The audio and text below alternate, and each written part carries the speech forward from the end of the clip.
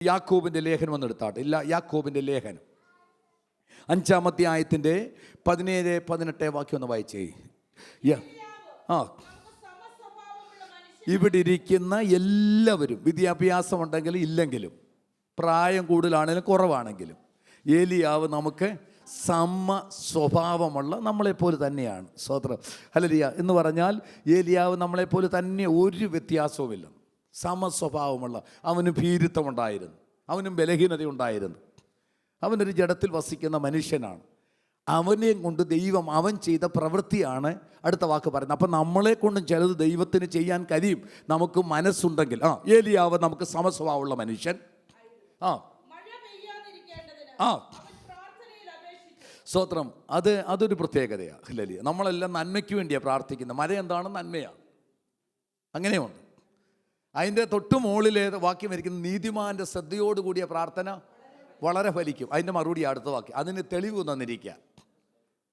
സ്തോത്രം. അത് യാക്കോബിൻ്റെ ലേഖനം പാരഗ്രാഫായിട്ട് എഴുതിയിരിക്കുന്നത്. ഓരോരുത്തരും സ്തോത്രം കഷ്ടം അനുഭവിക്കുന്ന പ്രാർത്ഥിക്കട്ടെ, സുഖം അനുഭവിക്കുന്ന പാട്ട് പാടട്ടെ, ഇങ്ങനെ ഓരോ ഭാഗങ്ങളാണ് ചേർത്തിരിക്കുന്നത്. അങ്ങനെ വന്നിട്ട് പറഞ്ഞിരിക്കുകയാണ്, നീതിമാൻ്റെ ശ്രദ്ധയോടുകൂടിയ പ്രാർത്ഥന വളരെ ഫലിക്കുമെന്ന്. അപ്പോൾ നീതിമാൻ്റെ പ്രാർത്ഥനയ്ക്ക് എന്തോ വേണം? ശ്രദ്ധ വേണം. നമുക്കറിയാം, ഒരമ്പ് ചെയ്യുന്നുടനെ കറക്റ്റ് പ്ലേസിൽ കൊള്ളാൻ ആ അമ്പിന് ഇച്ചിരി വളവുണ്ടെങ്കിൽ ചെല്ലത്തില്ല. അപ്പോൾ നമ്മുടെ പ്രാർത്ഥന എക്സാക്റ്റായിട്ട് അവിടെ ചെല്ലണം. അപ്പം അതിനെക്കുറിച്ച് ഇനി ശ്രദ്ധയായ പ്രാർത്ഥന എന്ന് പറയുന്നത്, അവനെന്ത് ചെയ്യുക?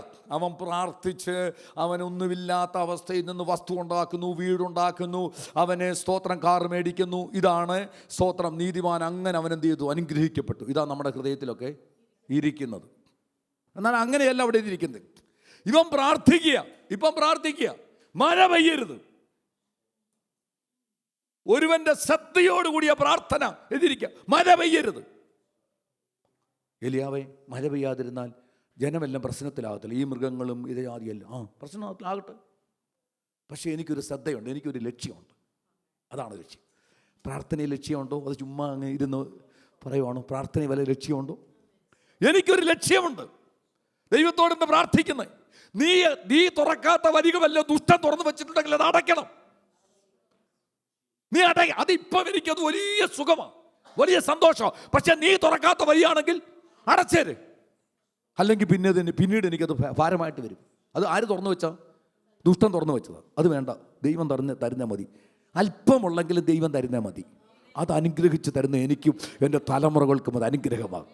പിശാച് ചില നന്മ, അതുകൊണ്ടാണ് പിശാച് ഈ സ്തോത്രം യാക്കോബിനെ കുറിച്ച് പറഞ്ഞപ്പോൾ കർത്താവ് പറഞ്ഞു, ലാബാനെ തടഞ്ഞു നിർത്തിയോട് പറഞ്ഞു, എൻ്റെ ദാസനോട് ഗുണവും ചെയ്യണ്ട, നീ ഗുണവും ചെയ്യണ്ട, എൻ്റെ ദാസന് നീ ഒരു ഗുണവും ചെയ്യണ്ട. പിശാചിനോട് പറഞ്ഞു, നിന്റെ ഒരു നന്മയും എനിക്ക് വേണ്ട.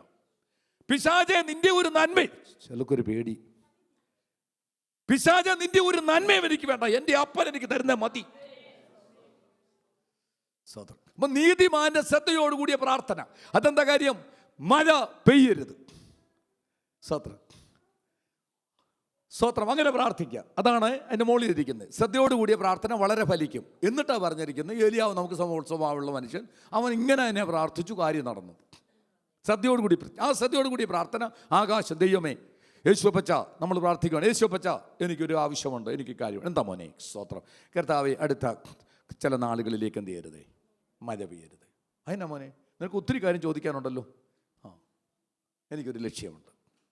അതാണ് എൻ്റെ ലക്ഷ്യം. മൊത്തം നിൻ്റെ നാമം, നമ്മൾ ബന്ധുക്കോസ്കാരായ നമുക്കറിയത്തില്ല, സമുദായക്കാർക്കറിയാം. സ്വർഗസ്ഥനായ ഞങ്ങളുടെ പിതാവേ, നിൻ്റെ നാമം വിശദീകരിക്കപ്പെടണം, നിൻ്റെ രാജ്യം വരണമെന്ന്, നിൻ്റെ ഇഷ്ടം എല്ലാം നിൻ്റേതാ ആദ്യത്തെ എന്ന് പറഞ്ഞാൽ നമ്മൾ പറഞ്ഞില്ലെങ്കിൽ കർത്താവിൻ്റെ നാമം വിശദീകരിക്കപ്പെടത്തില്ലേ?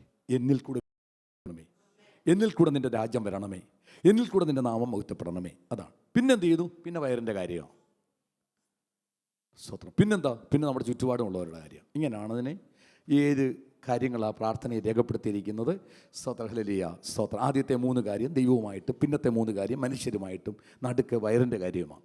നമ്മുടെ ശരീരം ദൈവം സൃഷ്ടിച്ചിരിക്കുന്ന പോലെ. അതൊന്നും പറയാനല്ല ഇവിടെ നിൽക്കുന്നത്, പിന്നീട് നമുക്കത് പറയാം. ഇവിടെ നോക്കണം.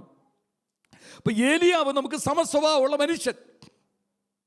പ്രാർത്ഥനയിൽ അവനെത്തു, ആകാശം അടച്ചു, വീണ്ടും അവൻ പ്രാർത്ഥിച്ചു, ആകാശം തുറന്നു. ഈ വാക്യം ഇനിയും ആ ഭാഗത്തേക്കൊന്ന് വന്നേ, ഇനി ആ ഭാഗത്ത് ഈ സംഭവം നടന്നിടത്തേക്കൊന്ന് വന്നേ. ഓടിച്ച് പറയും, ദൈവവചനം ശരിക്കും വായിച്ചിരൊക്കെ ഇരിക്കുന്നവർക്ക് ഇത് മനസ്സിലാകത്തുള്ളൂ. അല്ലാതെ എല്ലാം ഒന്നും പിന്നെ പറഞ്ഞ് എങ്കിലും നിങ്ങൾ ശ്രദ്ധിച്ചുകൊണ്ടിരിക്കുകയോ നിങ്ങൾ ഇതിനകത്ത് കയറി വരും.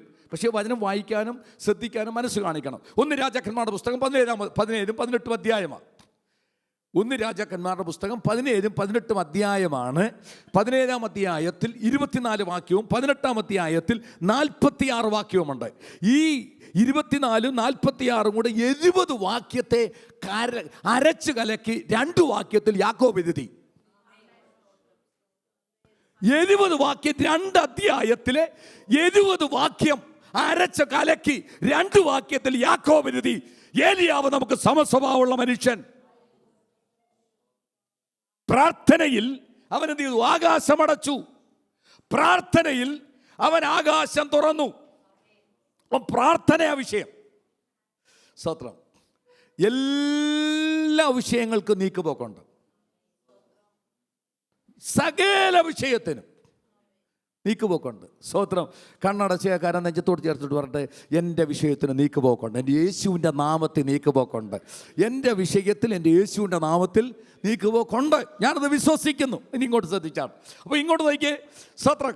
അപ്പം എല്ലാ വിഷയത്തിനും. എന്നാൽ എല്ലാവർക്കും ഈ നീക്കുപോക്കെ, ചിലർ ഈ നീക്കുപോക്കിന് മുമ്പിൽ തന്നെ ലോകത്തിൽ നിന്ന് മാറ്റപ്പെടും, ചിലർ ആ നീക്കുപോക്ക് അനുഭവിച്ചു പോകും. അപ്പം ദൈവം അനീതിയുള്ളവനാണോ? അല്ല, ദൈവം നീതിമാനാണ്. അപ്പോൾ എങ്ങനെയാ ചിലരിത് നീക്കുപോക്കുള്ളത്? എങ്ങനെയാ? ഒരൊറ്റ കാര്യം നിങ്ങൾ ചിന്തിച്ച് നോക്കിയേ. സ്തോത്രം. ഈ നമ്മുടെ വീട്ടിലൊക്കെ ഉണ്ടല്ലോ, ഇതിൻ്റെ മുകളിൽ ടാങ്കുണ്ട്, നിറച്ച് വെള്ളമാണ്. സ്തോത്രം. സകല മനുഷ്യൻ്റെയും തലയുടെ മുകളിൽ ഒരു ടാപ്പ് വെച്ചിട്ടുണ്ട്. ഈ വെള്ളം വന്ന് നിൽക്കുക. നിങ്ങൾക്ക് വേണമെങ്കിൽ തുറന്നിഷ്ടം പോലെ, ഒരിക്കലും ഇതെന്ത് ചെയ്യുന്നില്ല, കുറയത്തില്ല. ഇതൊരിക്കലും എന്ത് ചെയ്യത്തില്ല, കുറയത്തില്ല. ഹബൂക്കുക്കിൻ്റെ പ്രശ്നം 2-ാം അധ്യായത്തിൻ്റെ 14-ാം വാക്യം നോക്കിയേ. കുറയുമോ നോക്കിയേ. ഹബൂക്കുക്കിൻ്റെ പുസ്തകം 2-ന്റെ 14-ാമത്തെ വാക്യമാണ്. തോന്നിയൊന്ന് വായിച്ചേ. ഹല്ലേലൂയ. 2 പ്രാവശ്യം എഴുതിയിട്ടുണ്ട്. യെശയ്യാപ്രവചന പുസ്തകം 11-9 എഴുതിയിട്ടുണ്ട്. ഇത് ഹബൂക്കുക്ക് നോക്കിയേ. വെള്ളം സമുദ്രത്തിൽ വല്ല കുറവുണ്ടോ? വെള്ളത്തിന് വെള്ളം സമുദ്രത്തിൽ നിറഞ്ഞിരിക്കുന്ന പോലെ കണ്ടോ? അപ്പൊ ഈ ഭൂമി മുഴുവനും സകല ജാതി, മത, ഭാഷ, വിദ്യാഭ്യാസമോ വിവരം ഒന്നും വ്യത്യാസമില്ലാതെ സർവരുടെ മേലും അനുഗ്രഹം വന്ന് നിൽക്കുകയാണ്. യേശുക്രിസ്തുവിൽ കൂടെയുള്ള അനുഗ്രഹം വന്ന് നിൽക്കുകയാണ്. ഞാൻ ഓടിച്ചു പോകും, നിങ്ങൾ ശ്രദ്ധിച്ചിരിക്കണം. സ്തോത്രം. എല്ലാവരുടെ മേലും ഈ അനുഗ്രഹം വന്ന് നിൽക്കുക. സ്തോത്രം. നമ്മൾ സകല മനുഷ്യരിലും ഇനി ആ അനുഗ്രഹം, ഇന്ന് ലോകത്തിൽ ഏറ്റവും വലുത് കട്ടിയുള്ളത് പാറയല്ലേ? സ്തോത്രം. ഈ പാറയിൽ ഒറ്റ പാറയായിട്ട് നിൽക്കുമായിരുന്നു. യേശുക്രിസ്തു ക്രൂശി മരിച്ചപ്പോഴാണ് ഇതിന് വിള്ളൽ വീണേ. അങ്ങനെയല്ലേ വായിക്കുന്നേ? മത്തായി 28-18 പാറകൾ പിളർന്നു എന്നാണ്. അവൻ എപ്പോഴാണ് പ്രാണനെ വിട്ടപ്പോഴാണ് പാറകൾ പിളർന്നത്. സ്തോത്രം. അങ്ങനെ ഒരു പാറ നമ്മെ അനുഗമിക്കുന്നുണ്ട്. അതാണ് 1 കൊരിന്ത്യർ 10-ാം അധ്യായം 3-4 വാക്യം. അവരെ അനുഗമിച്ച പാറ ക്രിസ്തുവായിരുന്നു. അപ്പം ക്രിസ്തുവാകുന്ന പാറ നമ്മളെ അനുഗമിക്കുന്നുണ്ട്. ആ പാറ ക്രിസ്തുവായിരുന്നു. ആ പാറയിൽ നിന്നല്ലോ അവർ കുടിച്ചത്. അപ്പൊ സകല മനുഷ്യർക്കും ഇതെങ്ങനാ ഈ പാറയിൽ നിന്ന് കുടിക്കാൻ പറ്റുന്നേ? സ്തോത്രം. പുറപ്പാട് പുസ്തകം 17-ാം അധ്യായമാണ്. 17-ാം അധ്യായത്തിൽ അവർക്ക് വന്നപ്പോൾ, വലിയൊരു യാത്ര വന്നപ്പോൾ വെള്ളമില്ല. ഉടനെ സ്തോത്രം ഇവർ പിറുപിറുത്തു. അപ്പം മോശയോട് പറഞ്ഞു, ഈ വടിയും എടുത്തുകൊണ്ട് പോയി, ഞാൻ ഹോരേബിൽ പർവ്വതത്തിൽ പാറമേ നിൽക്കും, നീ പാറയെ നിങ്ങൾ എന്തിക്കുക, ഞാൻ ഇതിൻ്റെ മുകളിൽ കയറി നിൽക്കുക, നിങ്ങൾ വലിയൊരു കമ്പ് കൊണ്ട് അടിച്ചാൽ ആരുടെ മേത്താ കൊള്ളുന്നേ? ഈ നിൽക്കുന്ന ആൾ. അപ്പം ഞാൻ പാറമേ നിൽക്കും. അപ്പം എന്നെ അടിക്കുമ്പോൾ സർവർക്കും കുടിച്ച് തൃപ്തി പ്രാപിക്കുവാൻ എന്നിൽ നിന്നും ജീവനീരവ ഒഴുകുമെന്ന്. അത് ജാതി മത വ്യത്യാസമില്ലെന്ന്, അത് ഭാഷാ വ്യത്യാസമില്ല.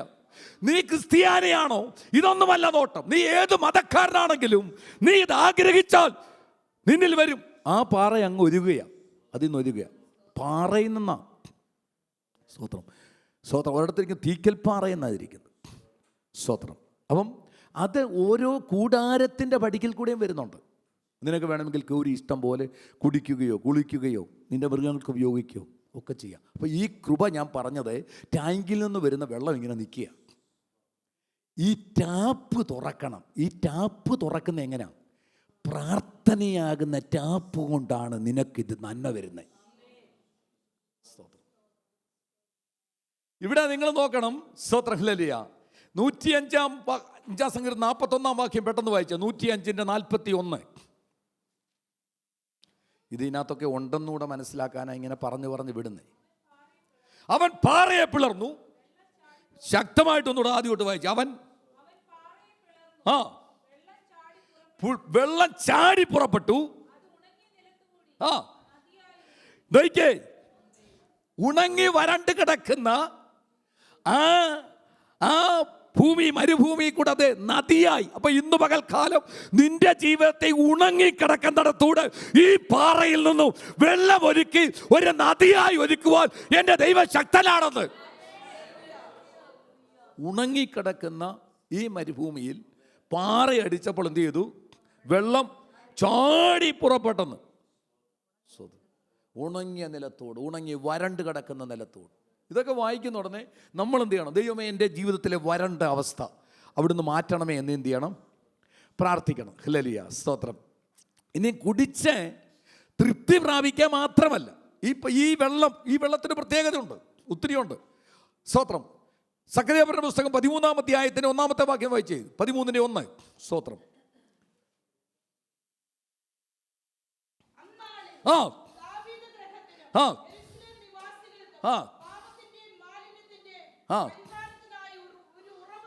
കണ്ടോ? അപ്പൊ ഇത് നിനക്ക് നന്മ വർദ്ധിപ്പിക്കുക മാത്രമല്ല, പാപത്തിന്റെയും മാലിന്യത്തിന്റെയും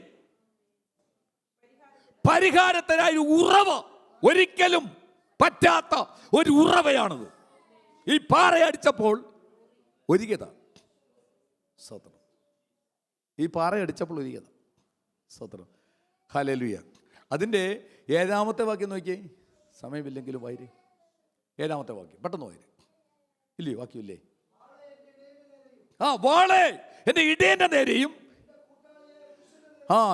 ഇതാണ് സ്തോത്രം. ഈ സ്തോത്രം.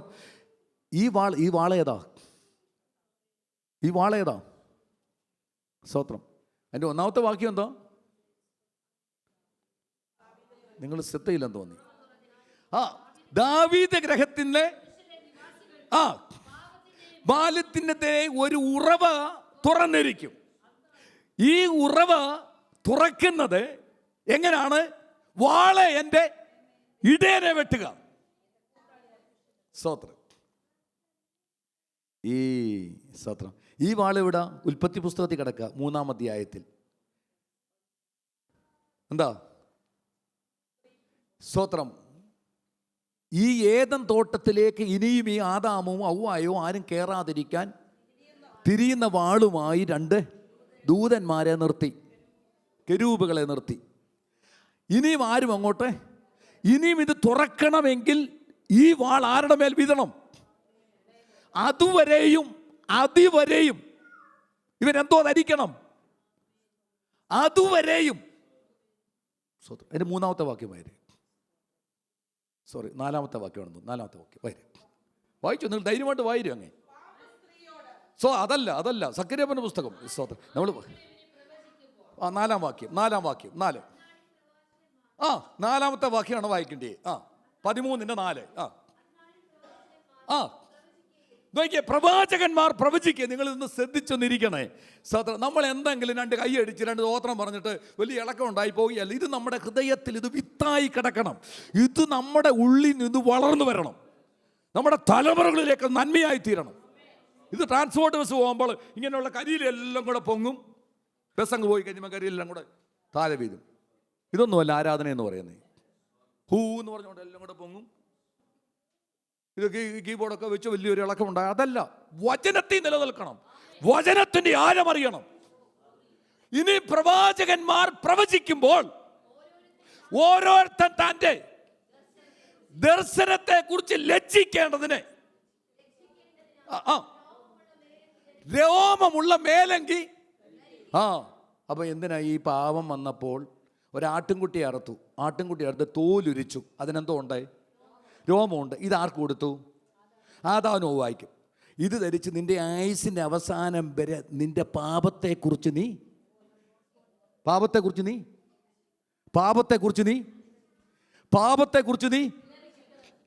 കേട്ടില്ല? ഉറക്കെ പറയേ, അല്ല വാക്യമായിരേ, വായിച്ചു നിർത്തി വാക്യമായിരേ. ലജ്ജിക്കണം. ഒന്നുകൂടെ എടുത്ത് വായിരാ വാക്യം, ആ ഭാഗം മാത്രം എടുത്ത് വായിരേ. താൻ്റെ ദർശനത്തെ കുറിച്ച് ലജ്ജിക്കേണ്ടതിന് രോമമുള്ള മേലങ്കി ധരിക്കുന്ന. അപ്പൊ എന്തിനാ ലജ്ജിക്കണം? നിന്റെ പാപത്തെ കുറിച്ച് നീ എന്ത് ചെയ്യണം? ലജ്ജിക്കണം. എന്നുവരെ? അവസാനം വരെ.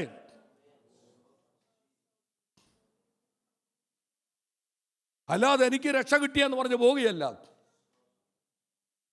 പത്രോസ് എത്തിയപ്പോൾ തങ്ങളുടെ കഴിഞ്ഞ നാളത്തെ പാപത്തെക്കുറിച്ച് ചിന്തയില്ലാത്ത ഹ്രസ്വദൃഷ്ടിയുള്ളവർ, അവന് കൊടുത്ത രക്ഷയെക്കുറിച്ച്, ഞാൻ നിന്നെ എവിടെ നിന്ന് കൊണ്ടുവന്നു എന്ന് നീ ഓർക്കണം. എവിടുന്ന? ഇരുമ്പ് ഉലയിൽ നിന്ന് നെറ്റി കഠിന ഹൃദയവും താമ്ര നെറ്റിയുമുള്ള ആ ജനത്തിൻ്റെ നടുവിൽ നീ ഇഷ്ടിയെ കൊരച്ച് ഇരുമ്പ് ചൂളയിൽ നിന്നുമാ ഞാൻ നിന്നെ കൊണ്ടുവന്നതെന്ന് നീ ഓർക്കണം എന്ന് പറഞ്ഞാൽ, ആഭിചാരം കൊണ്ടും നേർച്ച കൊണ്ടും നിന്റെ കുടുംബം മുടിച്ച് മദ്യപാനിയാക്കിയും അതാത് സമയത്ത് മരണം കൊണ്ടും നശിച്ചു കടന്ന കുടുംബത്തിൽ നിന്നും ഞാൻ നിന്നെ പറിച്ചെടുത്ത് ദൈവസന്നിധി നട്ട് നിന്റെ അനുഗ്രഹത്തെ പ്രാപിക്കുമ്പോൾ കഴിഞ്ഞ നാളുകളിൽ കാലം നീ ഓർക്കണം, ദൈവം എന്നെ വിടുവിച്ച വിടുതൽ എത്ര വലുതാണെന്ന്. അതുകൊണ്ട് ഈ നദി ഒഴുകി വരുമ്പോൾ വെറുതെ ദാഹം തീർക്കുന്നതോ നിനക്ക് സമൃദ്ധി തരുന്നതോ മാത്രമല്ല, പാപത്തിൻ്റെയും മാലിന്യത്തിൻ്റെയും ഒരു ഉറവ തുറന്നിരിക്കും. കാര്യം വാളെ ആ ദൂതനെ വെട്ടിക്കഴിഞ്ഞിട്ട് ഇപ്പോൾ ഇനിയും വെളിപ്പാട് പുസ്തകത്തിലേക്ക് വരുമ്പോൾ ഈ ദൂതൻ ഇവിടെ എന്ത് ചെയ്തു? കർത്താവായ യേശുക്രിസ്തുവിൻ്റെ മേൽ ആ വാള് വീണു. ഇപ്പോൾ നമുക്ക് എവിടേക്ക് പ്രവേശിക്കാൻ അവസരമുണ്ട്? ജീവൻ്റെ വൃക്ഷത്തിൽ നിന്ന് ഭക്ഷിക്കുവാൻ നമുക്ക് അവകാശം ലഭിക്കുകയാണ്. എന്താ കാര്യം? യേശുക്രിസ്തു നമുക്ക് വേണ്ടി ക്രൂശിക്കപ്പെട്ടു. അപ്പോൾ നമ്മുടെ അനുഗ്രഹം ഇവിടെയും സ്വർഗത്തിലും ഭൂമിയിലും എല്ലായിടത്തും നമ്മുടെ അനുഗ്രഹം മുഴുവനും ആരിൽ നിൽക്കുന്നു? ദൈവപുത്രനായ കർത്താവായ യേശുക്രിസ്തു. അവനൊരു അനുഗ്രഹമാ, അവനിലാണ് സർവ്വ അനുഗ്രഹവും. അവനെ കൂടാതെ നിനക്ക് സ്വത്രം ടാപ്പ് മറന്നു പോകരുത്. തലയുടെ മുകളിൽ തുറന്ന് നീ വല്ലപ്പോൾ ആദ്യം രക്ഷിക്കപ്പെട്ടപ്പോഴൊക്കെ മണിക്കൂറോളം ഇരുന്ന് ഇതങ്ങ് തുറന്നിട്ടിട്ട് അങ്ങ് ഇരിക്കുകയായിരുന്നു. ഇരുന്ന് കരഞ്ഞും കാലിലൊക്കെ നോക്കി അറിയാൻ തരുമ്പോഴൊക്കെ ഉണ്ടായിരുന്നു. ഇപ്പം വല്ലപ്പോഴും ഒക്കെ കുരിശ് വരയ്ക്കുന്ന പണ്ട് പരിചയമായിരുന്നു, ഇപ്പം അത് മറന്നുപോയി. കുരിശ് വരയ്ക്കുന്നില്ലെന്ന് മാത്രം. കർത്താവേ ഞാനിതാ മാത്തനിതാ മലക്കുന്നു, അങ്ങനെ ആയിപ്പോയി. നീ എന്ത് ചോദിക്കേ? ഈ ടാപ്പ് ഇപ്പോൾ എന്ത് ചെയ്യുന്നു? പിന്നെ ഇറ്റിറ്റ് ചിലപ്പോഴൊക്കെ ഇറ്റിറ്റ് വെള്ളം എന്ത് ചെയ്യുന്നുണ്ട്? പക്ഷെ മോളിൽ നിന്ന് വരുന്നതിന് കുറവില്ല, നീ പ്രാപിക്കുന്നതിനാ കുറവുള്ളത്. ടാങ്കിൽ ഇഷ്ടം പോലെ സമുദ്രത്തിൽ വെള്ളം നിറഞ്ഞിരിക്കുന്നത് പോലെ. ഹല്ലേലൂയ, സ്തോത്രം, ഹല്ലേലൂയ. നമ്മൾ ഈ സ്തോത്രം അതിന് വലിയ കാര്യങ്ങൾ, വലിയ വിദ്യാഭ്യാസമൊന്നും വേണ്ട. കർത്താവ് തന്നെ ഇതെല്ലാം സിമ്പിളായി പറഞ്ഞിട്ടുണ്ട്. ഇതെല്ലാം ഒന്ന് ഓർമ്മയിരിക്കണം ഈ പറഞ്ഞുകൊണ്ട് വരുന്നത്. ഇനി യോഹന്നാൻ്റെ സുവിശേഷം 7-ാം അധ്യായത്തിൻ്റെ അതിൻ്റെ 37-ാമത്തെ വാക്യം ഒന്ന് വായിച്ചേ. ഉത്സവത്തിൻ്റെ 2 വാക്യം.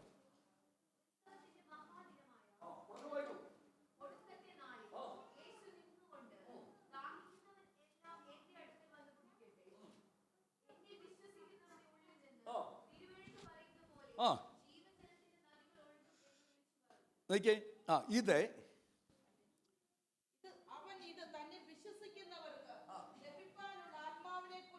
ലഭിപ്പാനുള്ള, ഇതുവരെ എന്ത് ചെയ്തില്ലായിരുന്നു? ലഭിച്ചില്ല. ലഭിപ്പാനുള്ള ആത്മാവിനെ കുറിച്ചാകുന്നു. അതുവരെ വൈരേ യേശു അതുവരെ തേജസ്കരിക്കപ്പെട്ടിട്ടില്ലായകയാൽ ആത്മാവ് വന്നിട്ടില്ല. ഇനി ഇങ്ങോട്ട് നോക്കി, ഇനി പിന്നെ ബൈബിൾ വായിച്ചുകൊണ്ടിരിക്കുക, അത് വീട്ടിൽ ഇഷ്ടം പോലെ സമയമുണ്ട്. ഇനി നോക്കി 37-ാമത്തെ വാക്യത്തിൽ, ഉത്സവത്തിൻ്റെ ഒടുക്കത്തെ നാളിൽ യേശു നിന്നുകൊണ്ട് ദാഹിക്കുന്നവൻ. അപ്പം എന്തോ വേണം? ദാഹം വേണം. എനിക്കൊരു ദാഹം വേണമെന്ന്. ദാഹിക്കുന്നവൻ.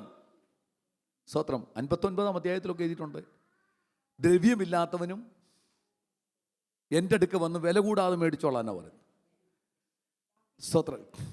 ദാഹിക്കുന്നവന് 59-ാം അധ്യായത്തിൽ, എന്നെ നിങ്ങളിൽ തമ്മിൽ രക്ഷിപ്പാൻ കഴിയാതെ വണ്ണം യഹോവയുടെ കൈ, കേൾപ്പാൻ കഴിയാതെ വണ്ണം അവൻ്റെ കാത്, പിന്നെ എന്നെയും നിന്നെയും തമ്മിൽ അകറ്റിരിക്കും, നിങ്ങളുടെ അകൃത്യം അത്ര എന്നെ നിന്നെ. അപ്പം ഈ കൃപ ഇങ്ങോട്ട് വരാത്തത്, ടാപ്പ് വന്നിങ്ങനെ നിൽക്കുക, ടാങ്കിൽ നിന്ന് വന്ന് നിൽക്കുകയാണ്. ഈ ജാതിമത വ്യത്യാസമില്ലാതെ തുറന്ന് നിനക്ക് ഇഷ്ടം പോലെ കുടിക്കാം. അതിനൊരു ദർശനം വേണം. ഇവൻ തന്നെ ഇതെല്ലാം. ശമരിയ സ്ത്രീ ജീവിതത്തെ മുഴുവനും പരാജയപ്പെട്ട് കിടക്കുകയായിരുന്നു. ചിലപ്പോൾ അശുദ്ധാത്മാവായിരിക്കാം അവളെ നയിച്ചത്. ആദ്യമൊക്കെ പാപത്തിൽ പോയി വീണു, പിന്നെ ആ പാപത്തിൽ അങ്ങ് മുഴുകി. പക്ഷെങ്കിൽ ഇവളി ഒരിക്കലും പ്രതീക്ഷയല്ല, യാദൃച്ഛ്യമായിട്ട് അന്നും പതിവ് പോലെ വന്നതാ വെള്ളം കോരാൻ. ഒരുവനെ കണ്ടു, അവനാ കയറി സംസാരിച്ചത്. ഇച്ചു നേരം അവനോട് സംസാരിച്ചിടണേ. സതഹലിയ, ഇവനൊരു യഹൂദനാണെന്നും പിന്നൊരു ഗുരുവാണെന്നും റബിയാണെന്നും ഒക്കെ പ്രവാചകനാണെന്നൊക്കെ പറഞ്ഞ് ഒടുവിൽ ഒരു കുടം വെള്ളം കോരാൻ വന്നവൾ കിണറുമായിട്ടങ്ങ് പോയി. ഒരിക്കലും പറ്റാത്ത ഒരു കിണർ, ഒരിക്കലും പറ്റാത്ത കിണർ ആരാണ്? ഈ കർത്താവിനെ കൊണ്ട് പോയി. നിനക്ക് കിട്ടുന്ന അവസരം നീ തക്കത്തെ വിനിയോഗിക്കണം. നീ ഈ കിണറുമായിട്ട് നീ അല്പം കോരാൻ വന്നാൽ ഈ കിണറുമായിട്ട് നീ പോകണമെന്ന്. കുടമൊക്കെ കളഞ്ഞു, അവനെ കൊണ്ടുപോയി. ആ പോക്ക് നേരെ പോയത് ശമരിയ പട്ടണത്തില്ല. പ്രസംഗ വീടൊന്നുമില്ല, ഏറ്റുപറയാനൊന്നുമില്ല, ആരും പറയില്ല. സ്തോത്രം. അവിടെ നിന്നൊരു വിളിച്ചു പറച്ചിൽ പറഞ്ഞു. ആളുകൂടി. നിങ്ങളെ ആയിരിക്കുന്നത് ശമരിയ സ്ത്രീ പറഞ്ഞപ്പോൾ എല്ലാവരും കൂടെ അയ്യോ ആ കൊച്ചു വിളിച്ചു പറയുകയാണല്ലോ, പോകാമെന്ന് വിചാരിച്ച് പോയതാണോ?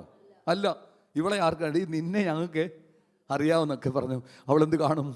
എൻ്റെ വിചാരം മാറത്തടിച്ച് വാവിട്ട് നിലവിളിച്ച് കാണും. എന്തായിരിക്കും? നിങ്ങൾ വിചാരിക്കുന്നത് പോലെ ഞാനൊരു അശുദ്ധ സ്ത്രീ തന്നെയാണ്. പക്ഷെങ്കിൽ ഇന്ന് ഞാൻ പറയും, നിങ്ങൾ ശ്രദ്ധിക്കണം. ഞാൻ ഒരുവനെ കണ്ടു. നിങ്ങൾ എൻ്റെ കൂടെ വന്നൊന്ന് ഒരു നിമിഷം ഒന്ന് കാണാമോ? അത് താഴെ പറയുന്നുണ്ട്. എടി കൊച്ചേ, നീ നിമിത്തമാ ഞങ്ങൾ ഇവനെ കണ്ടത്, പക്ഷെ ഞങ്ങൾ കാണേണ്ടവനെ കണ്ടു. ഇന്ന് പകൽക്കാലം നീ കിണറുമായി നീ പോക, ദൈവത്തിന്റെ സ്ഥിതി മാറ്റും. ഇന്ന് പകൽക്കാലം നോക്കിയേ, ഈ പറയപ്പെട്ട വാക്യത്തിലേക്ക് വരട്ടെ. ആ 37-ാം അധ്യായത്തിൽ നിനക്ക് വലിയ കഴിവും പ്രാപ്തിയൊന്നും വേണ്ട. ഇനി 38-ാം അധ്യായം നിട്ടേ മോനെ, 38-ാമത്തെ അധ്യായം നോക്കിയേ. ഉത്സവത്തിൻ്റെ ഒടുക്കത്തെ നാളായ ഒടുക്കത്തെ നാളിൽ യേശു നിന്നുകൊണ്ട് ദാഹിക്കുന്നവനെല്ലാം എൻ്റെ അടുക്കൽ വന്ന് കുടിക്കട്ടെ. അടുത്ത വാക്യം നോക്കിയേ, ഇതിന് യോഗ്യത എന്താന്ന് നോക്കിയേ. ഇത്ര മാത്രമേ ഉള്ളൂ. എന്നിൽ വിശ്വസിക്കുന്നവന്റെ ഉള്ളിൽ നിന്ന് തിരുവരുത്ത് പറയുന്നത് പോലെ ജീവജലത്തിൻ്റെ ഇങ്ങനെ ഇച്ചിരി തരുമെന്നാണോ? എന്നിൽ വിശ്വസിക്കുന്നവരിൽ നിന്നും നദികൾ ഒഴുകും വന്ന്, നദികൾ ഒഴുകും വന്ന്, നദികൾ. അപ്പൊ ഒരു നദി ഒഴുകണമെങ്കിൽ അതത്ര വലിയ ഡാമായിരിക്കും. ഒരു നദിയല്ലേ ഒഴുകത്തുള്ളൂ. ഇത് ഡാം, വലിയ ഡാം പോലെ നിന്നെ ആക്കുമെന്ന്. നിന്നിൽ നിന്നും ഇഷ്ടം പോലെ. അതിനെന്ത് ചെയ്യണം? നീ വിശ്വസിക്കണം. എന്ത് വിശ്വസിക്കണം? യേശു ക്രിസ്തു എൻ്റെ കർത്താവാണെന്ന് വിശ്വസിക്കണം. യേശു ക്രിസ്തു എനിക്ക് വേണ്ടി ക്രൂശിൽ മരിച്ചെന്ന് വിശ്വസിക്കണം. എനിക്ക് വേണ്ടി സ്വർഗത്തിൽ നിന്ന് ഇറങ്ങി വന്നെന്ന് വിശ്വസിക്കണം. അത്ര മാത്രമേ ഉള്ളൂ, വേറെ ഒന്നുമില്ല.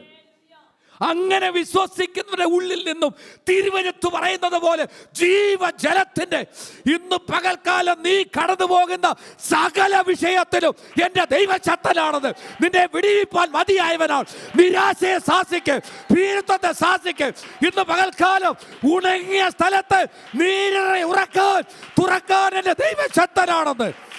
ഓ സതുരജാല പറകക്ഷാല തികല ശൈല പറബന്ധര അപ്തരരാജപീകലഹസ്തര ബൗഡവരകതര അതുരാജുടവല രഗതര രാജപീബലപക്ഷ. Hallelujah, hallelujah, hallelujah. എൻ്റെ വാക്ക് ഇവിടെ നിന്ന് നിർത്തുകയാണ്. സ്തോത്രം. നിങ്ങൾ ചിന്തിച്ച് നോക്കിയേ. ഹല്ലേലൂയ. അപ്പോൾ ഇത് വലിയ കാര്യങ്ങളൊന്നുമില്ല. പ്രാർത്ഥിക്കാനിരിക്കുമ്പോൾ നമുക്ക് തന്നെ ഒരു വിശ്വാസ പ്രമാണമുണ്ട്, ഇല്ലേ? അത് നമ്മൾ പ്രാർത്ഥിക്കാൻ മുട്ടുമടക്കുമ്പോഴൊക്കെ ചുമ്മാ അതങ്ങ് ആവശ്യം പറയരുത്. അതിരുന്ന് പറഞ്ഞ കുറച്ചു നേരം അവനെ സ്തുതിക്കണം. നീ മഹത്വവാന കർത്താവേ, നീ മാത്രമാ സത്യേക ദൈവം, നീ അല്ലാതെ മറ്റൊരു രക്ഷിതാവില്ല, നീ അല്ലാതെ മറ്റൊരു കർത്താവില്ല, നീ മഹാദൈവമാ, നീ എൻ്റെ അപ്പച്ചനാ, നീ സ്വർഗത്തിൽ നിന്ന് ഇറങ്ങി വന്ന. ഇതൊക്കെ നീ പറഞ്ഞ് കുറച്ചു നേരം ദൈവത്തെ സ്തുതിച്ചു കഴിഞ്ഞിട്ട് പറയണം, ഈ ഏരിയായടിയനെ നീ ഓർക്കണമേ, എൻ്റെ വിഷയത്തിൽ നീ പ്രവർത്തിക്കണമേ. സ്തോത്രം. നിന്നെ നിന്ദിക്കുന്നവർ നിന്ദിക്കട്ടെ. ഹല്ലേലൂയ. നമ്മൾ വായിച്ച വാക്യവുമായിട്ട് വരട്ടെ. സ്തോത്രം. ഹല്ലേലൂയ. യാക്കോബ് പറഞ്ഞ കാര്യം, സ്തോത്രം, ഏലിയാവ് നമുക്ക് സമസ്വഭാവമുള്ള മനുഷ്യൻ, അവൻ പ്രാർത്ഥനയിൽ എന്ത് ചെയ്തു? സ്തോത്രം, ആകാശം അടച്ചെന്നല്ലേ? സ്തോത്രം. അതാണല്ലോ 17-18 അധ്യായത്തിൽ പറയുന്നത്. 17-ാം അധ്യായത്തിൻ്റെ 1-ാമത്തെ വാക്യം നോക്കി, പെട്ടെന്ന് വായിരേ. എന്നാൽ ഗിലെയാദിലെ ആ ആ ആ ആ ആ അപ്പൊ ഇന്ന് പകൽക്കാലം നീ വാസ്തവമായി ഈ കർത്താവിനെ സേവിക്കുന്നുണ്ടെങ്കിൽ നീ പറയുമ്പോൾ ചിലത് നടക്കുമെന്ന്. നീ വാസ്തവമായി ഈ കർത്താവിനെ സേവിക്കുന്നുണ്ടെങ്കിൽ നിന്റെ കുഞ്ഞിനെ എടുത്തുകൊണ്ട് പെട്ടെന്ന് ഹോസ്പിറ്റലിൽ കൊണ്ടുപോകേണ്ട കാര്യമൊന്നുമില്ല. നിന്റെ വിഷയത്തിൽ നീ ഭാരപ്പെടണ്ട. നീ ഒരൊറ്റ വാക്ക് പറഞ്ഞാൽ മതി, നീ ഒറ്റ പ്രാർത്ഥന പ്രാർത്ഥിച്ചാൽ മതി. സ്തോത്രം. നീ സേവിക്കുന്ന ദൈവം നിനക്ക് വേണ്ടി അത്ഭുതം പ്രവർത്തിക്കും. ഇന്ന് മുതൽ ഇത് പ്രാക്ടീസ് ചെയ്യണം, ഇന്ന് മുതൽ അത് തുടങ്ങണം. സ്തോത്രം. എൻ്റെ നന്മ ഞാൻ ഹോസ്പിറ്റലിൽ കളയത്തില്ല, എൻ്റെ സമയം ഞാൻ നഷ്ടപ്പെടുത്തത്തില്ല, എൻ്റെ ദൈവത്തെ ഞാൻ മഹത്വപ്പെടുത്തുന്നു. ഹോസ്പിറ്റലിൽ പോകുന്ന നേരം കൂടെ അല്പം കൂടെ ദൈവത്തെ സ്തുതിച്ചുകൂടെ, ദൈവത്തെ ആരാധിച്ചുകൂടെ, അല്പം കൂടെ സ്തോത്രം പറഞ്ഞുകൂടെ? ഓ സതുരജാലപരഗക്ഷാരതികല ശൈലപരബന്ധുര. ഹല്ലേലൂയ. ഇത് ഒരു ധൈര്യത്തിൽ അങ്ങ് വിളിച്ചു പറഞ്ഞതാണ്. പക്ഷേ വിളിച്ചു പറയുമ്പോൾ അതിൻ്റെതായിട്ടുള്ള തിക്തമായ അനുഭവങ്ങളും, കാരണം ലോകം മുഴുവനും ദുഷ്ടൻ്റെ അധീനതയിൽ കിടക്കുക. അത് നീ ചിന്തിച്ചോണം. പക്ഷെ നീ പേടിക്കണ്ട. ദൈവം എന്ത് ചെയ്തു? ഇത് പറഞ്ഞു തീർന്നപ്പോൾ പറയുകയാണ്, രാജാവിനോടായി പറയുകയാണ്, ഇനിയും ഞാൻ സേവിക്കുന്ന യഹോവയാണ്, ഞാൻ പറഞ്ഞിട്ട് ഇനിയും മഞ്ഞും മഴയും പെയ്യത്തുള്ളൂ. നിൻ്റെ വിചാരം ഇതിനാണ്, ആകാശം അടയ്ക്കാൻ പറഞ്ഞ്, നിൻ്റെ വിചാരം നിൻ്റെ ദേവനാണ് സ്തോത്രം മഴ പെയ്യിക്കുന്നത്, ഈ നന്മ തരുന്നതെന്നൊക്കെയാണ്. നിൻ്റെ പിശാച തരുന്നതെന്നാ. അതുകൊണ്ട് ഞാനിത് നടക്കുക, നിനക്ക് തുറക്കാൻ ധൈര്യമുണ്ടെങ്കിൽ തുറന്നോളാൻ പറഞ്ഞു. ഒരു ധൈര്യമാണ് ഇത്. പറഞ്ഞ ഉടനെ സ്തോത്രം, ഇവനെ കൊന്നുകളയുന്നു. ഇപ്പം നമുക്കറിയാം. ഹല്ലേലൂയ. സ്തോത്രം. ഹല്ലേലൂയ. സ്തോത്രം. ഈ സ്തോത്രം താഴോട്ട് വരുന്ന ഉടനെ സ്തോത്രം, ഈ സ്തോത്രം, ഈ 3.5 വർഷം കഴിഞ്ഞപ്പോൾ സ്തോത്രം യാഗം നിശ്ചയിച്ചാണ് ഇത് ഫിനിഷ് ചെയ്യുന്നത്. ഞാനത് വായിച്ചപ്പോൾ ഇങ്ങനെ ഓർത്തു. അതിൻ്റെ 18-ാം അധ്യായത്തിൻ്റെ 38-ാമത്തെ വാക്യം ഒന്ന് വായിച്ചത്. 38-ാമത്തെ വാക്യം. ആ അതിൻ്റെ മുകളിൽ പറയുന്നുണ്ട്. സ്തോത്രം. ഹല്ലേലൂയ. സ്തോത്രം. നിങ്ങളെ ഒരു 3.5 വർഷം കഴിഞ്ഞു, മഴയൊന്നുമില്ല, ഇവൻ പോയി ഒളിച്ചു. ഇവൻ പോയി അവിടെയൊക്കെ അതൊന്നും വിവരിക്കാൻ സമയമില്ലാത്തതുകൊണ്ട് നിർത്തുകയാണ്. അവനോട് ദൈവം പറഞ്ഞു, നീ പോയി ഒളിച്ചോളാൻ പറഞ്ഞു. കെരിയത്ത് തോട്ടിൽ പോയി ഒളിച്ചോളാൻ പറഞ്ഞു. അവിടെ ഒളിച്ചു. കാക്ക നിനക്ക് രാവിലെയും വൈകിട്ടും നിനക്ക് എന്ത് ചെയ്യും? ഹല്ലേലൂയ. അപ്പം 3 നേരം കഴിക്കണമെന്ന് നിർബന്ധമൊന്നും. കൊളസ്ട്രോൾ കുറയാൻ നല്ല പരിപാടിയാണ്. സ്തോത്രം. ഇത് 3 നേരമൊന്നും അല്ല ഇവിടെ കഴിക്കുന്നത്. സ്തോത്രം. അപ്പം നീ രാവിലെ വൈകിട്ട് നീ എന്ത് ചെയ്യണം? നീ ഒന്നും വേണം, നീ അവിടെ ഇരുന്ന് സ്തോത്രം ചെയ്തോണ്ടിരുന്നാൽ മതി. തോട്ടിലെ വെള്ളം കോരി കുടിച്ചോട്ട്. കുറച്ച് കഴിഞ്ഞപ്പോൾ എന്ത് ചെയ്തു? ഇങ്ങനെയൊക്കെയുള്ള ചില സന്ദർഭങ്ങളിലൊക്കെ ദൈവം നിന്നെ കൊണ്ടിരുത്തും. നീ അതിനെക്കുറിച്ച് ഭാരപ്പെടണ്ട. തോട്ടിലെ വെള്ളം പറ്റി, കാക്കയുടെ വരവ് നിർത്തി. അതുകൊണ്ട് നിന്നെ ദൈവം തള്ളിക്കളഞ്ഞിട്ടില്ല. ചില സന്ദർഭങ്ങളിൽ, ചില ഞെരുക്കത്തിൽ കൂടെ, ചില പ്രശ്നത്തെ കുറിച്ച് കടന്നു പോകുമ്പോൾ ദൈവം നിന്നെ മറന്നിട്ടല്ല, നിന്നെ ചില ഉയർച്ചയിലേക്ക് നടത്താനാ. നിന്നെ കൊണ്ട് ആവശ്യമുള്ള ചിലരുണ്ട്. അപ്പുറത്ത് ഇസബേലിൻ്റെ സ്ഥലമാണ്. അവിടെ ഒരു പാവം പിടിച്ച വിധവയുണ്ട്. അവള്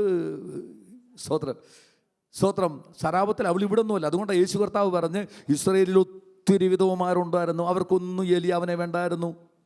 സരാപത്തിലെ വിധവ ഇസബേലിൻ്റെ നാട്ടുകാരിയാ. സ്തോത്രം. ഹല്ലേലൂയ. അവൾക്ക് വേണമായിരുന്നു. അപ്പം ഏത് ജാതിയിൽപ്പെട്ടവനും കർത്താവിനോട് പറ്റിയിരിക്കാം. സ്തോത്രം. നോക്കിക്കോണം. അവിടോട്ട് പോകാൻ പറഞ്ഞു. എന്താ കാര്യം? അവിടെ ഈ അമ്മച്ചി വിധവയാ, ഒരു കൊച്ചു കുഞ്ഞുമുണ്ട്, ജീവിക്കാൻ മാർഗമൊന്നുമില്ല. 3 വർഷമായി മഴയില്ല. ആ കൂടി അല്പം മാവുണ്ട്, അല്പം എണ്ണയുണ്ട്, 2 വിറവ് പെറുക്കി മരിക്കുകയാണ്. പക്ഷേ അതിനു മുൻപ് ദൈവം പറഞ്ഞൊരു വാക്ക്, നിങ്ങൾ ഇന്ന് ചോദിക്കുക, സ്തോത്ര ഹല്ലേലൂയ, ഏലിയാവ് പറഞ്ഞു നീ ഇച്ചിരി കുടിക്കാൻ തരണമെന്ന് പറഞ്ഞു. അങ്ങോട്ട് ചെന്നപ്പം പറഞ്ഞു സ്തോത്രം ഇച്ചിരി കുടിക്കാൻ തരണം. അങ്ങോട്ട് തിരിഞ്ഞ ഉടനെ പറഞ്ഞു നീ ഒരു അടയുടെ എനിക്ക്. ഉടനെ ഇവള് പറഞ്ഞ കാര്യം എന്താ? അങ്ങനെയാണോ പറഞ്ഞേ? അടുത്ത വാക്യം യഹോവയാണ്. വായിച്ചു തന്നാല് അത് ഇത് ഏലിയാവ് പറഞ്ഞതാ. അടുത്ത ഇവള് പറയുന്ന വാക്കുണ്ട്. വായിച്ചു. ഓക്കെ, യഹോവയാണ് ഈ എനിക്ക് എന്താ ഉള്ളൂ. അപ്പോൾ അതങ്ങനെ മതി നിങ്ങൾ വീട്ടിൽ പോയി വായിച്ചാൽ മതി. ഇത് നോക്കി, ഇവളോട് ആര് പറഞ്ഞു? ഇവൾക്ക് എങ്ങനെ മനസ്സിലായി? ദൈവം എന്താ ഏലിയാവിനോട് പറഞ്ഞേ? ഞാൻ ആരോട് കൽപ്പിച്ചിട്ടുണ്ടെന്നേ? സറാഫത്തിലെ വിധവയോട് ആര് പറഞ്ഞെന്നേ? അപ്പോൾ ഏത് ജാതിയിൽപ്പെട്ടവനോടും ദൈവം എന്ത് ചെയ്യും? സംസാരിക്കും. നിനക്ക് ദൈവഭയമുള്ള ഒരു വ്യക്തിയാണോ? അനുസരിക്കാൻ മനസ്സുള്ള വ്യക്തിയാണോ? നോക്കിക്കോണം, അവളും അവിടെ കുടുംബത്തിലുള്ളവർ, അവളും അവിടെ കുഞ്ഞും കൂടെ ജീവിക്കാൻ ആഗ്രഹിച്ച സമയത്ത് അവരുടെ കുടുംബത്തിലുള്ളവർ, ഹല്ലേലൂയ സ്തോത്രം, നോക്കിക്കോണം, അഹോവൃത്തി കഴിഞ്ഞെന്ന് 3.5 വർഷം മഴ പെയ്യുന്നിടം വരെ.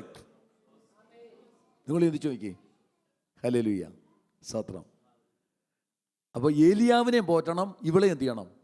അപ്പോൾ ഇങ്ങനെയുള്ള ചില കാര്യങ്ങളാണ് ഇപ്പം നമ്മൾ വായിച്ച വാക്യത്തിൽ. ഒടുവിൽ 3.5 വർഷമായി ദൈവം പറഞ്ഞു ഞാൻ ദേശത്ത് മഴ പെയ്യിക്കാൻ പോകുകയാണ്. അപ്പം എന്ത് ചെയ്യണം? ഇതാരെ അറിയിക്കണം? ആഹാബിനെ അറിയിക്കണം. ആഹാബിനെ അറിയിക്കുമ്പോൾ സ്തോത്ര ഹല്ലേലൂയ സ്തോത്ര, ആ രംഗമാണ്. ഏലിയാവ് തന്നെ പറഞ്ഞു നമുക്ക് 2 കാളയെടുക്കാം. നിങ്ങൾ 850 സ്തോത്രം പിശാചിൻ്റെ പ്രവാചകന്മാരുണ്ടല്ലോ, 400-ഉം 450. പിന്നെ ആഹാബും പിന്നെ ജനമൊക്കെ ഉണ്ടല്ലോ. ഞാൻ ഒറ്റയ്ക്കല്ലേ ഉള്ളൂ, യഹോവയുടെ ഞാൻ ഒറ്റയ്ക്ക് ശേഷിച്ചിരിക്കുന്നെന്നാ. അപ്പം നിങ്ങൾ ആദ്യം എടുക്കാൻ പറഞ്ഞു. സ്തോത്രം. അങ്ങനെ കാളെ ഒരുക്കി അതെല്ലാം കഴിഞ്ഞ് ഒടുവിൽ ഇതെല്ലാം കുറച്ച് കഴിഞ്ഞ് ഉച്ചയായപ്പോൾ ഏലിയാവ് പരിഹസിക്കാൻ തുടങ്ങി. നമ്മൾ വാസ്തവമായി എന്ന് വിചാരിച്ച് അടികൊള്ളുന്ന പരിപാടി ഒന്നും ചെയ്യരുത്. പക്ഷേ നമ്മൾ വാസ്തവമായി ദൈവത്തെ സേവിക്കുന്നവരാണോ നമുക്ക് പിന്നെ ഒന്നും കണ്ടാൽ ഭയപ്പെടത്തില്ല. എന്തോ കണ്ടാലും ഒരു ഭയം. മറ്റേ ചിലർക്ക് എന്തൊരു പേടിയാ, ഉയ്യോ സ്തോത്ര ഹല്ലേലൂയ സ്തോത്രം. ഇങ്ങനെ ചിലർ നമ്മൾ വാസ്തവമായി ഏലിയാവ് നിന്ന് പരിഹസിക്കുക. നോക്കി, ഇത് കഴിഞ്ഞിട്ട് അവൻ വിളിച്ചു എങ്ങനെയാണ് ദൈവത്തെ ആരാധിക്കേണ്ടത്. അവിടെ അവൻ അവരുടെ മുമ്പിൽ യാഗപീഠം പണിതു. അപ്പം നമ്മൾ പ്രാർത്ഥിക്കുന്നതിനൊരു അടുക്കും ചിട്ടയുണ്ടല്ലോ, ഇല്ലേ? സ്തോത്രം. ഇസ്രായേലിൻ്റെ ഗോത്രസംഖ്യയ്ക്ക് ഒത്തവണ്ണം 12 കല്ലെടുത്ത് വെച്ച് സ്തോത്രം ഒടുവിൽ വിറക് കീറി അതിന്മേൽ വെച്ച് ചുറ്റുപാടും കുറച്ച് ഒരു നദി ഒരു തോട് പോലുണ്ടാക്കി ഈ വിറകിൻ്റെ മേളിലെല്ലാം വെള്ളവും കോരി വെച്ചിട്ട് പറഞ്ഞു തീ കൊണ്ട് ഉത്തരം അരുളുന്നവൻ. ഏലിയാവ് ഒറ്റ പ്രാർത്ഥനയെ പ്രാർത്ഥിച്ചുള്ളൂ. എന്താണ്? തീ ഇറങ്ങി. അവിടെ വായിച്ച വാക്യം 38-ാം വാക്യം നോക്കി, ഹോമയാഗവും വിറകും മണ്ണ് വരെ. ദൈവത്തിൻ്റെ തേജസ് ഇറങ്ങുമ്പോൾ ഈ മണ്ണ് വരെ എന്ത് ചെയ്യണം? ഇതിനകത്തെ ഈ ജഡീക സ്വഭാവങ്ങളെല്ലാം കത്തണമെന്നും ഈ മണ്ണൂടെ കത്തണം.